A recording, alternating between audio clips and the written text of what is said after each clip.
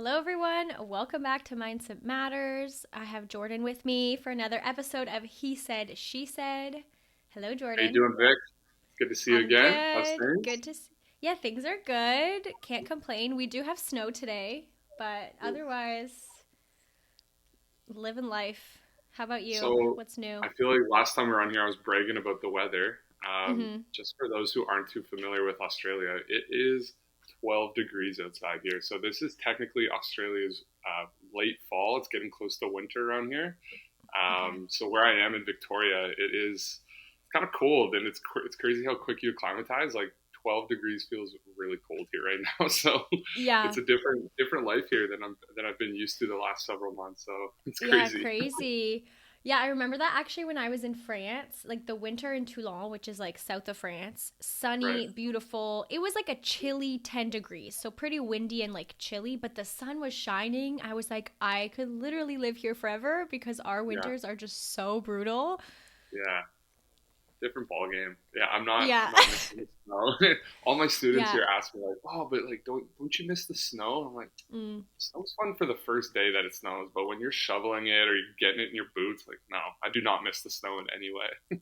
Yeah, I think snow is just nice if you're out on like a nature walk because it does get ugly here and just gross. Where at least snow makes it kind of pretty, but like practical wise, it's annoying. Yeah. Yeah. Oh, I don't know. Like we live in the city. I don't really see a lot of pretty snow. It's just Fair. slushy, dirty snow. Yeah, that's true. You have to like go to the parks and stuff. Yeah, very true. That's fair. Okay, well, today, Jordan and I wanted to discuss staying true to yourself versus changing. And obviously, on my channel, I talk a lot about like growth and change and becoming a better version of yourself. And so, Jordan kind of had this idea of like, well, when are you supposed to know, or how are you supposed to know when it's time to like make a change versus staying true to yourself and not letting maybe outside forces like affect you. So, I'm excited to kind of dive into that. Do you have initial thoughts on your kind of idea of this subject? Yeah, I'm just very curious to talk to you about this because I feel like this is something that I battle with myself all the time, where I wonder sometimes if I'm being too stubborn because I don't want to change certain aspects. If that's a personality trait of mine, if I am stubborn, or if what I'm feeling is common to what other people are feeling. So I'm just looking forward to Mm, getting into sharing our experiences on this and seeing maybe what could be very different between the two of us. okay. Can I ask you a question? Like, when you say you're stubborn on certain things that you are you feeling like there's a resistance or like is someone telling you something that you feel like you should be changing or is it coming from you being like wait am I just stubborn like how can you elaborate a little bit or give me an example? I think an example I can think of is there are some people, especially like in teaching, it's a very feedback oriented career. Like we're giving feedback to our students, we're getting feedback from principals, other teachers. Um, I see feedback and suggestions every day, and I Okay. see some people, they're eager for feedback. They want to hear, how can I get better at this? Like especially in coaching, how can I get better? What can I do? What's something I can do? And then I find when I'm receiving any kind of feedback, it is super rare. I'd say 9.8 out of 10 when I'm hearing feedback. Whether I say it out loud or it's in my head, my initial reaction is either this person's wrong or yeah, but there's like a reason Mm, why their feedback is not 100% legitimate. It's very hard for me to just accept feedback and okay. accept it as fact and just go ahead and implement it. I can't help it. It's just a defense mindset right from the get go. Yes. Okay, I Yeah, love that you mentioned that it's a defense thing because I totally am sensing that like defensiveness, but I think it's so normal for people to get defensive when receiving feedback because we don't want to live in a world where like someone views us as like wrong. Like it's uncomfortable to be like, "Wait, like how do you think I could improve?" Like, "Wait, I'm not perfect." Like I think so many people struggle with that. Um but I feel like you said something else that made me think like I can't accept it as like fact, right? And I yeah, think this is a hard thing because essentially feedback is subjective, and Yeah. different people will give you different feedback.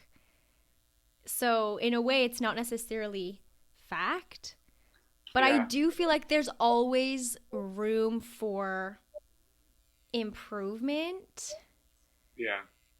So like, But let me ask yeah. you a question, because for myself, for example, if someone comes up to me with a piece of feedback, whether it's my girlfriend, whether it's my parents, whether it's my friends, whether it's a colleague, student, doesn't matter who, there's I can't think of a single thing or even a single person, and these are people that the people I listen are people I value their opinion. It's not to say I don't value their opinion or I don't, you know, believe that what they're saying could have good intent. Of course, it has good intention, Hmm. regardless of who it is.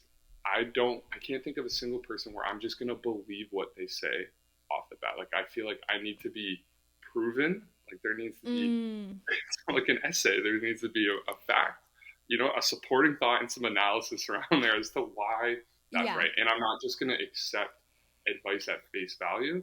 Okay. But I do notice some people, they're very like they hear something, they're like, okay, okay, I'll take that. You're right. Thank you.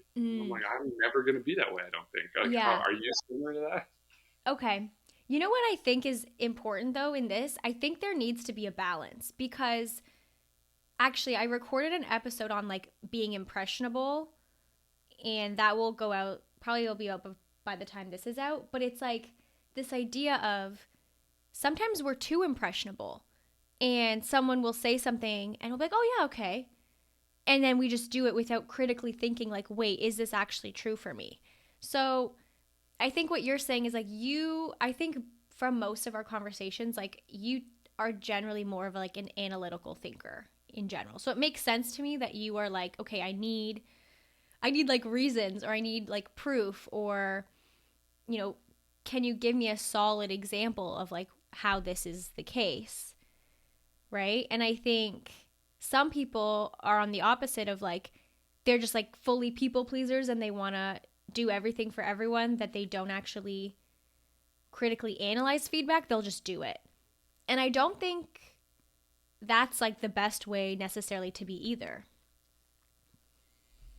Yeah, I think that term like people please is interesting because I think we all, or like many of us are, like of course you want to you want to make the people around you, feel valued. You want to make them feel that you care about them, that you want them to be happy.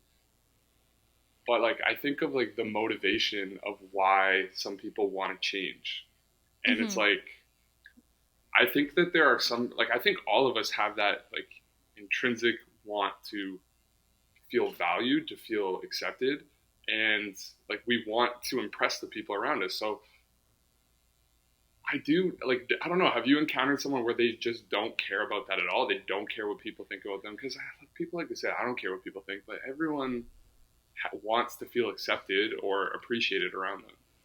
Yeah, I think when I think of that, of like, oh, I don't care what people think, I feel like it's more being able to determine like who are your people. And I think when you say like, I don't care what people think, it's like I can accept that not everyone will like get what I'm doing or understand me, and that's okay.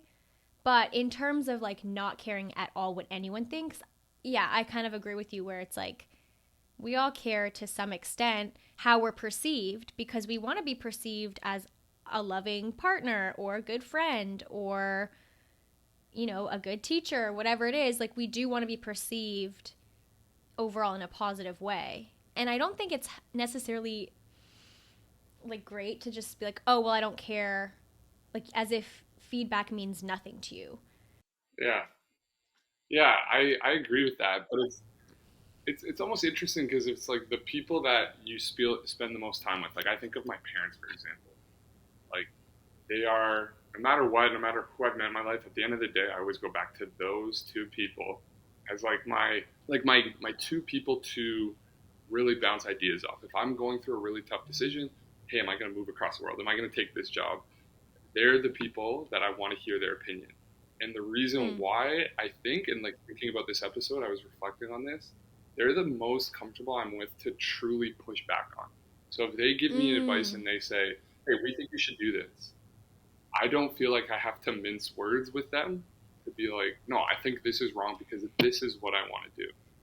But I think, regardless of how close friends be, you want to put, like, maybe this is a guy versus girl thing. Like, if I'm trying to be quote unquote vulnerable with my friends, I still want to have like a strong front. I don't want to look like I'm too weak in this moment to talk about something. Even if I'm seeking advice, whether it's relationship advice, financial advice, I want to make it seem like I got my head on straight and I'm doing good. I just need your guys' feedback.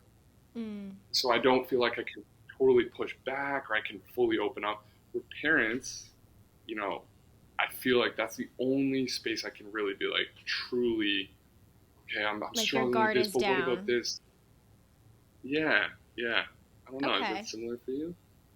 Um, yeah, I definitely feel like I have certain people that I go to for certain types of conversations, and I think it's normal to like go to the people that we kind of trust deeply, for those types of conversations. And I think what you said about being able to kind of give pushback and being like, wait, but like, what about this? Or, but why do you feel like that? Like, I think that is important when we're thinking about making changes.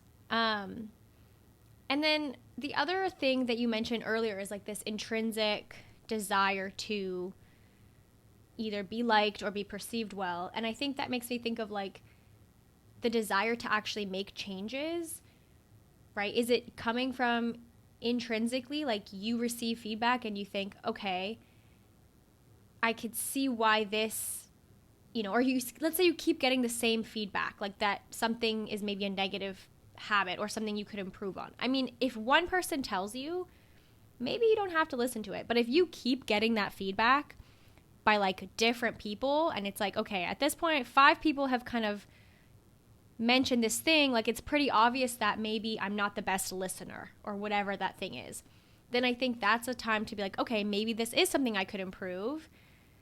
But at that point, I think it still needs to be this like intrinsic desire to actually change and like make improvements versus, oh, I'm just changing because someone told me to. Because I do think like sustained real change needs to come from like yourself and your own desire to make that change.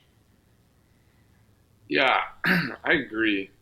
But like, I'm not a psychologist by any means. You're the one that studied psych, and it's like, um, I feel like I've read enough books where it's like there's enough evidence out there to state that as human beings, like there's a natural want, a natural desire to be accepted, to be part of a group, and like if we're debating that idea of like the desire to change, whether it's intrinsic or extrinsic, like I think that it's intrinsic, but it's not maybe from the motivation that you're stating. Like, oh, I have a desire Mm. to get better. I think it's a selfish like desire to be accepted and to be liked. And it's like, of Mm. course, the number one motivator for me are the people around me. Like, I want my parents to be proud of me. I want my friends to enjoy having me around. I want my girlfriend to feel loved and supported with me. But all of those things, maybe this is like a glass half empty approach, is because we have a selfish desire, like for ourselves. It's for me. I want to feel happy. I want to feel good about myself. And if these people think good about me, then I feel good about myself. So it's like if Mm. I'm getting feedback, do I want to make them happy? Yes, I do. But it all comes from this core principle of like I want to feel good, and making other people happy makes me feel good. You know? Mm. Okay. Yeah, no, I think that's a real thing. Like, I don't know if I fully have like a rebuttal to that, but I definitely agree that it's yeah, it's like okay, it's in that way it's almost extrinsic because it's like, yeah, my intrinsic desire to be accepted, but the extrinsic result of that is being accepted by XYZ people, Right. right? Yeah. And then I also think there's like, okay, changing because of external pressures like your family giving you pressure to like do something or be a certain way, right? And I think, or even like in education, like, oh, you should be teaching this way. Or when you do this type of lesson, like, you need to start with this. And it's like, okay, you telling me I have to do it doesn't necessarily make me want to do it. And it's like maybe you can try a certain approach based on feedback, but I think, I don't know, it's not going to necessarily stick unless it's something that you actually want. I think that's true, and I think even when you look at it at like a bigger picture perspective, like not to make, we're not going to make this podcast political, but I mean, if you look at the world, it's becoming like a far more accepting place of different communities, different lifestyles, and I mean, you see, I think the bigger picture of people of feeling like, yeah, of course we want to make everyone feel accepted, but then you see there's a lot of pushback. Like, oh, I don't, for example, there's people saying like, I don't want to, display the pride flag at my business or in my classroom. And it's like, well, if we were truly like an extrinsic community, but of course we want to make everyone feel accepted. But I guess like I'm hearing your perspective, there are some people where it's like, well, no, intrinsic to like myself, I don't want to make these people happy. It's against my values. So yeah, there's definitely a difference in motivations. And I guess, yeah, that's a good point that you make, that there are people that they're focused on themselves and they're not really worried about making other people happy. Yeah. And I think even reflecting on my own kind of journey with like mindset and how I know that I've changed a lot in the past few years, just based on like deciding to want to live more positively and like change. I feel like I've changed for the better, and I complain less, I'm less negative, and I feel like certain times in my life I wasn't self-aware of like realizing I was always complaining about stuff. Like I've had friends who've given me harsh feedback of like, look, Vic, like the last 3 times we've hung out, you've been like talking about this thing. And like I was kind of hoping today we could just go hang out, like go roller skating and like have fun. Like this is a real conversation I had. And I was like, oh, like true. Okay, sorry. But like at the moment I was kind of like defensive to be like, well, you as my friend should just want to be there for me. But like reflecting on it, I'm like, oh, but I am being a downer, and I am like realize, and I kind of didn't realize that. And I think a lot of people lack that self-awareness of like, receiving feedback. Sometimes it's just to become aware of the patterns of your own behavior, but it's up to you to be like, oh, like I should change. Because in that moment I was like, oh, right. Like I don't want to be this negative friend who's always complaining or like bringing down the mood. It's like, sure, I'm going through something, but like there's a time and place to express certain things or have certain conversations. And I had kind of lost sight of that because I was so tunnel vision of like, these are all my problems and I just want to talk about them. Right. So can I ask you a question? You said something in there. You said with complete confidence, you said, I have changed for the better. And I feel like you as an individual, you have been very transparent and open, whether it's through your podcast, whether it's through your TikTok page, even just from talking with you individually. You have been so open and reflective about this last year and a bit for you and how proud you are of the changes that have happened with your life. And you've been very, just overt, where you feel as though you are making positive changes in your life. Yeah. What can you, or how do you feel so confident about that? And like for someone like myself or for anyone listening to this, how can you feel confident that you are changing for the best? Because I think a lot of us, we fear change. Like the thing I always was afraid of was like, I don't know if you remember this. There was a phase where people are like, oh, the worst thing you can hear is you've changed. Oh yeah. So I don't know. I've always sometimes associated change with negative. How are you so confident it's been positive for yourself?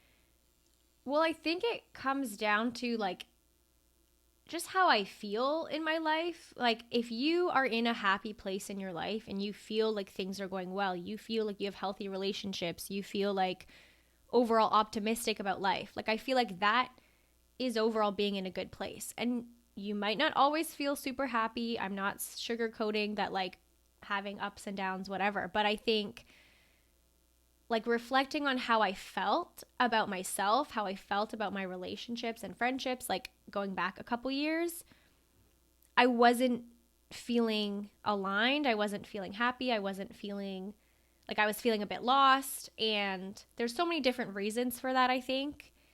But once I kind of built that self-awareness, or like had some harsh conversations, honestly, and received feedback, like it wasn't always on my own. I think I've been lucky to have some very honest friends in my life who have told it to me straight too, and be like, look, like this is how you are right now, and me accepting that of like, okay, let's actually reflect on this and not try to get defensive and just assume that they're wrong, because that's, kind of what you mentioned at the beginning. Like, it can be easy to just be like, well, put a wall up and be like, oh, like any negative thing, I don't want to hear it. So I think the confidence I have knowing that I've changed for the better is really just how I feel in my life, of like, I feel aligned, I feel happy, I feel like I have a kind of a vision of what I want for myself. And so with that, I'm accepting of the fact that not everyone is the same that's been in my life. Like, I've had to let go of some friendships. I've had to, shift some things, and that can be really challenging. But I think, yeah, getting to a place where you feel good is a good sign that you're doing something right, or you're in like a right place. Yeah, no, I guess the only follow up I'd have to, and there's a lot there that I could really resonate with, but then there's a lot um, that I'm curious if maybe you can even dive deeper into, is like Mm-hmm. a simplified answer of what you're stating is if you feel good, then it's a good change. But I think there's a lot of people, especially our age, mid late 20s, um, where they're feeling lost on what makes them feel good. It can be a tough thing to navigate. Like, I was just having a conversation with someone recently where it's like, now that I feel a stress of like responsibility, it's like I don't really know. Like, people can feel very confused in that. So I guess this is a crazy or an oversimplified question, but how do we know when to feel good about something? Yeah, I think a lot of work that I've done is like tapping into my intuition with things. And I know that can be also hard to do, but trusting, like, you have to kind of trust yourself. I think when I think of like getting clarity, even on like what you want or knowing if you should feel good, I think if you can gain some kind of long term vision generally of like, well, what is it that you want out of life, and like what are your values? And then you kind of bring it closer to be like, okay, well, what things can I actually bring into my life that like allow me to express that? Like if one of your values is, like your health is like super important to you, right? You think, okay, health is one of my values, like super important to me to be a healthy person, but then you're not kind of doing things, like you're maybe binge drinking every weekend, you're eating like shit, and you're not exercising. Like, your actions aren't matching up with the value, you're probably not going to feel good. So I think it's kind of helpful to determine like what is it that you kind of want out of life, or like big picture stuff. And it doesn't have to be like by this age, like, not to say you should have timelines and everything, but I think gaining some sort of vision and then bringing it to close of like, okay, well, how am I actually going to like slowly make my way towards that? I feel like there's so much I could say about this that it's maybe not coming across clear. But does that kind of make sense? Yeah, no, I hear where you're coming from for sure. And I think hearing you talk and trying to, this is something that I've always battled with, even especially like when I was going to therapy. It's like, I want a very clear solution. Like, if I'm coming to you with my problems, tell me exactly what it is I need to do. Sometimes you're not going to get this is what the picture will look like at the end. It's giving you different ways to think about things, giving different perspectives. And, hearing you talk, I think I struggle with coming to those kind of conclusions myself. Like, is this good? Is Mm. this happy? And it is important to talk to different people, your friends, your family. And one of the things that just, stood out to me while you were talking when I tried to envision myself following what you're saying is, in order to really true to get these answers that we're seeking, you have to share the full story with people. And I Mm. find that, I've talked about this in previous podcasts with you. In the last couple of years, some of my friendships have changed, like for the better, where there's, I would say, three people in my friend group where I have shared with them more than, my typical friend, where I've been real honest about things that I've struggled with, things that I'm doing, and things that are working for me. And those are the people where I've actually really taken their advice. And Mm. this sounds like an obvious statement, but it's like if you're going to seek change, if you're going to try to implement feedback, you have to be as open and honest as you can, or else the feedback is going to feel incomplete. It's not going to feel totally applicable to you because you didn't give them the full story. You gave them a fragment of that story. And of course, Totally. they can't give you meaningful feedback. So, in order to really seek change, you have to be as brutally honest and as tough as that can be. It's the most useful method, I think. And I think even thinking about, like, obviously I'm diving into coaching myself, and I've been reading a lot more about like kind of building that resonant coaching relationship is, and resonant relationships can be, whether with a teacher, with a friend, with a parent, with a mentor, and in like a coaching setting, is like you have to feel overall positive emotions when you are talking to this person. And so if like think about like the best teacher you've ever had, likely they're someone who inspires you to be better. They're someone who inspires you to like, maybe research something, or you get to do a really cool project. Like they make you feel good and they create a safe space to share those kind of vulnerabilities. And I think that can be with friends, and it's great that I think as a guy you have friends that you can share that with. I know a lot of men struggle with that.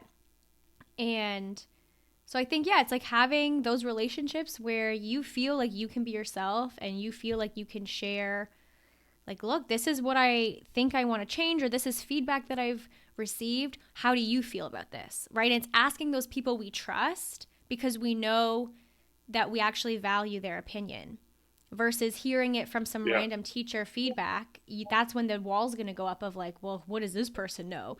Or like, they don't know me. How do they know for sure that this method doesn't work? They've only seen me teach one time or whatever it is. Like, right? That's like you wanting that more concrete evidence. But going to someone that you really trust and that really knows you, you feel like your parents. You feel like you can accept their feedback more than someone we don't really know or don't really trust. One more thing I did want to pick your brain on though, um, giving feedback. Like for you, Yes, I obviously wanted you're to, about to yeah. step into yeah, you're about to step into the life coach role. I know for myself, I love giving feedback as much as I hate receiving it. I have no That's problem funny. sharing it, but Okay. honestly, recently I feel like I've actually struggled with this aspect. It's been I always love to insert myself, even when not asked to. I love to insert and give my opinion, but now I'm almost feeling uh, I'm feeling a little bit like what's the word? Not incompetent, but not equipped always to give feedback on some serious issues that my Hmm. friends or sometimes family are asking me about. So just for you, I was hoping maybe you could share maybe some insight and some tips on how you like to give feedback. Yeah, I think giving feedback, I mean, it depends on what the relationship is between the people that you're talking about. Like, I think giving feedback can be different for like a coaching setting versus with your friends and how well you know the person. But I do think if you have to give someone feedback that's not like something, like it's not necessarily the best, or it's like, okay, this is something they might not love to hear. I think trying to be direct and not like sugarcoat everything can be important, but you also want to do it with a place of like respect and integrity towards the person. You never want someone to feel like immediately those walls are going up, because as soon as those walls are up, I think it can be harder to kind of break that barrier.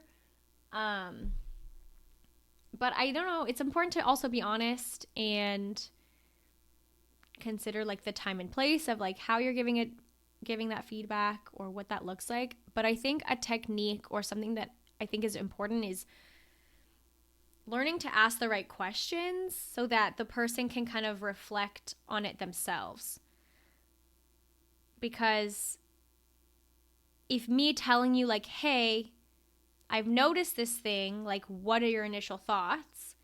And then maybe a wall goes up, it's like, okay, well, how can we kind of break that barrier down? Versus just being like, oh, this is a problem, you need to change this, and this is what you need to do, it's like then you're almost like coaching for a specific goal versus coaching for the person to discover what that change should look like for them.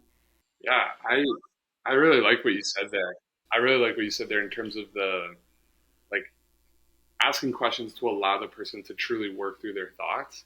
Mm-hmm. That's something that I've some feedback that I've received. Um, like with my girlfriend, we've talked a lot about the types of conversations we need to have sometimes. And as I mentioned earlier, I can be very, very solution oriented. It's all I want to do is find the solution. And I find that I've actually received feedback from her better than anyone else, simply because, we've really gotten into this area of trying to be able to identify what's an emotional conversation and what's a logical Mm. conversation, where we're trying to sometimes you got to think like, okay, we need a solution by the end of this 20 minutes, right? Like we need to Yeah, find out what are we doing here. But sometimes if people are opening up about, raw emotions, or they're trying to share their feelings, sometimes the last thing they need is for you to tell them what to feel or what to do. They need a safe exactly. space to, you know, express and, as you mentioned, work through the motions themselves. And I've never thought of it that way, to be honest. Like maybe I'm just behind, but I've never thought of it that way. And I had a friend last weekend reach out about some very serious things, and me and him are, I think, very on the same page of how we deal with things. We want solutions, and Mm. for the first time, I think with a friend, I didn't really impose my solution. I just tried to hear him out, and I didn't feel qualified to answer his what he needed for advice. I just asked Yeah. questions, let him do the talking as much as I could, and it felt like a more impactful conversation than it would have been if I just tried to give solutions that, frankly, I wasn't qualified to give. So I'm Yeah. curious if it's been No, similar I for you. love that. And I think that really made me think of like either you're giving or receiving feedback. It's like listening to someone to respond versus listening to understand. Like we all want to be able to express ourselves and feel like the person is genuinely listening to us and wants to understand our point of view. Like that's more of an emotional conversation. Whereas if I'm just saying how I feel, or like if I do need to express some like negative stuff that's going on and my friend's just like, "Oh, well, just do this," or like it'll get better, or like whatever. It's like, "Okay, but I actually just want you to like hear me and I want to feel understood. I don't even necessarily need you to like tell me what to do." And I think something with that is I've learned the people in my life who I feel comfortable having those conversations with because I know they're listening to understand. And I know the friends who are going to listen to respond. And maybe that's feedback I should give them to be like, hey, I feel like when I express things to you, you're just kind of responding versus like not trying to understand me. Like I would love if you would just listen sometimes.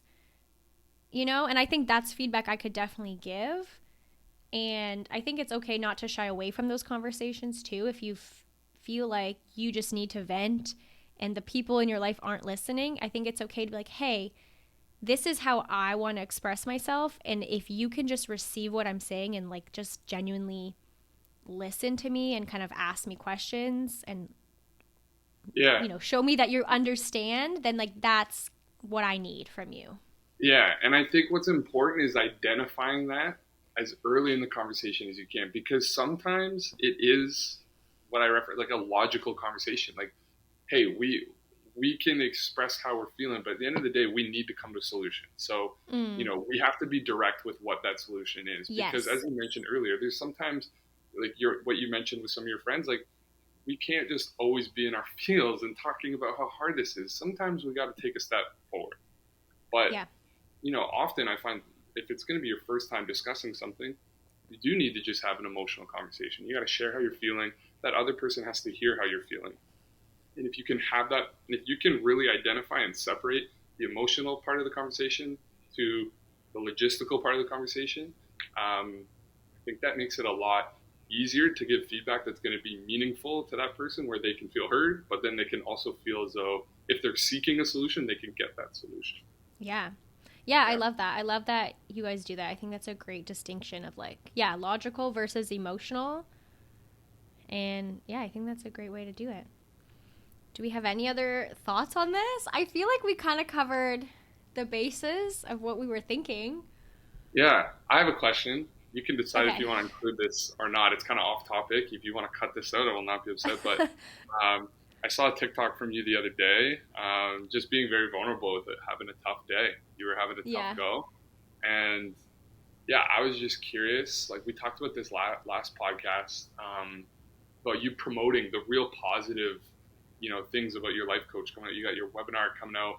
By this time it Yeah. airs, this podcast airs, you might have already had the webinar, but you do a great job promoting some great things that you're doing. But you, I think more than anyone else I follow, really give a fair depiction of the highs and the lows. And last episode I asked, how do you feel promoting yourself? But how can you feel so confident or comfortable sharing the lows? And also just how are you doing? You feeling any better? How's Yeah. things? Oh, yeah, I'm feeling good. Thanks for asking. I'm feeling better today. Um, yeah, honestly, I think it's not like super easy to share the lows. I think it's something that I've just been doing for like a little bit now. And I feel like on TikTok, I know that I have, like, I feel like I have a little bit of like a community that's like, my audience, I suppose. So I feel like I've learned to kind of feel comfortable talking about those things. But I guess the reason that I want to make those types of videos sometimes is like just to share that like everyone is going to go through stuff. And I feel like I want to be my authentic self. And as much as I promote mindset and I really believe in resilience and picking yourself back up when you have challenges, I never want to depict myself as like this perfect person or someone who's like has it all together, because that's absolutely not the case. So I think that's kind of my motivation behind sharing a bit vulnerably of like, hey, having a rough go or like whatever. And I'm not always sharing super deep details about what that means, but I just think sharing a comfortable level of like, hey, just a reminder that like everyone has highs and lows is something that I try to do. Yeah, I don't know. Yeah, no, I think that's awesome. And I think, from following different people, talking to different people, I think people have talked about that where they've said, oh, you got to know that there's good and there's bad. But TikTok is kind of this original space where you actually kind of show, and not just show with like a picture that like, sometimes you see people, they post a picture of their story and they're crying. It's like, well, that's a little interesting that you like took the time to take a picture and then go post it. But the way you actually talk through those emotions and then you explain, how you're feeling, but also how you plan to deal with it and your mindset around it, where, Yeah. I'm going to allow myself to feel this day. I'm going to have some mini eggs, and then tomorrow I'm going to pick myself up. Like, Yeah. whether you realize it or not, like it's impacting other people's mindset, and it's like a motivator to me. It's like, okay, Vic is such an upbeat person. She's got so much going for her. She allows herself to be in these moments, but she's also saying like, you can't dwell on this. You have to pick yourself up and go. And it motivates me, and I'm sure it motivates lots of people as well. So yeah, thanks for sharing that.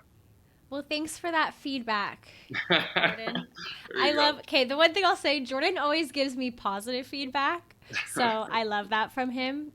But I do appreciate the way you give feedback, because you, like, especially on the first, like, few podcast episodes when you would text me, like, paragraphs about it, I was always like, I appreciate it so much because you took the time to actually think about what you wanted to say, and you would give me a real, like, sometimes you would ask me questions or, like, oh, I wish you'd dove into this a little more and stuff, and, like, I appreciate that feedback, especially as, like, a new podcaster, but I think, I don't know, I just, sometimes the feedback you receive can be surface level, so I appreciate that you actually take the time to, like, give a good answer. Maybe that's the teacher in you. I was going to say, that's the teacher. You got to be very specific, provide examples. Yeah. So yeah. Yeah, no, and I appreciate that from you. Great. All right, Vic, it was good talking to you. I appreciate it. Yeah, you too. I love that we get to catch up like every few weeks now. It's kind of fun. Yeah, this has been fun. This has been really good. Yeah. Well. Okay, well, yeah. Anything else? I think we're good. I think we're good. All right. Thank you, everyone, for listening. Links will be below to check out any of the stuff that I'm working on if you're interested, and socials and all that. And we will chat with you next time. Have a good day, Vic. Bye. Thanks.